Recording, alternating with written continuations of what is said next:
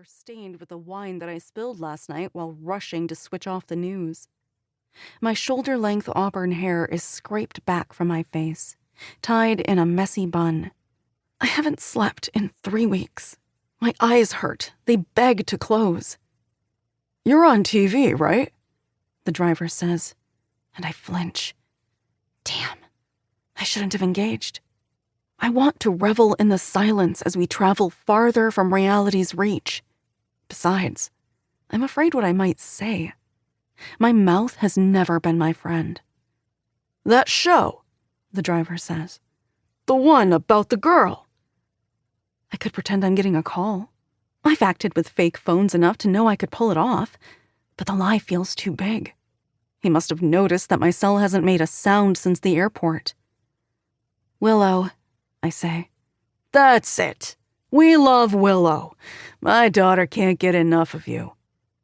A moth flutters in my chest, beating a fragile kind of hope.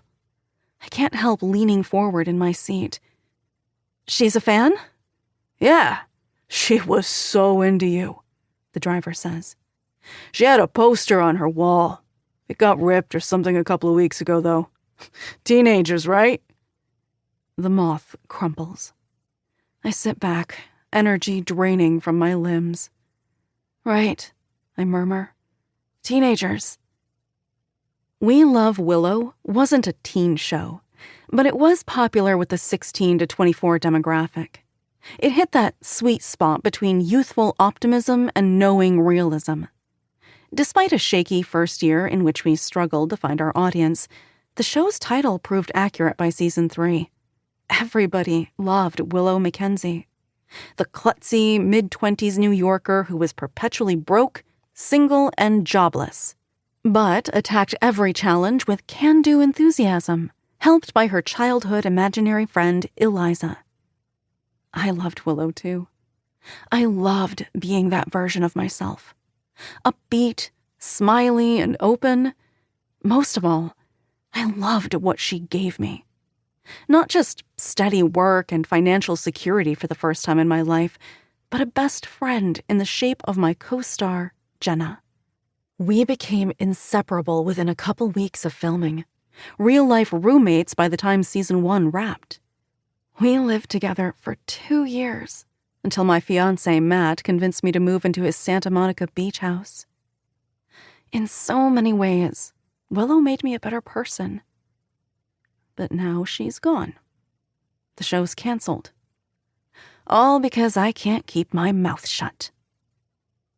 I check to see if the driver is still looking at me, and I'm relieved that his focus is back on the road. Still, the fact that he recognized me is unnerving. I should have made more of an effort to change my appearance. Dyed my hair and got a home tan kit. I haven't exactly been thinking clearly, though, and tomorrow never seemed certain. Suddenly, I feel as exposed as a raw nerve. There must be something in my carryall. I root around inside it, dragging out clothes, sandals, and books. I tug out a gray bucket hat that I don't remember packing. It's ugly and shapeless and perfect. I put it on, pulling it over my auburn hair as far down as it'll go. My reading glasses are oversized and ridiculous, an impulse buy that I never wear in public.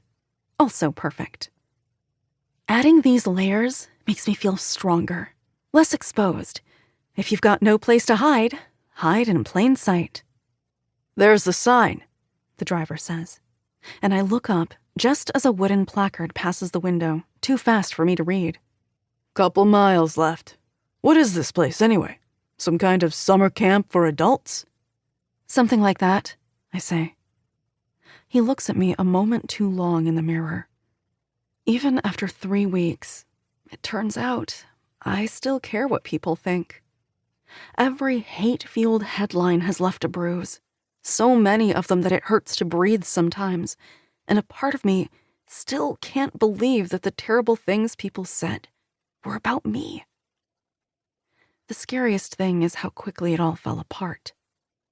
The day after Tweetageddon, Matt flew to New Mexico to shoot location work on his show, Crime LA Nights, and he told me I should be gone by the time he got home.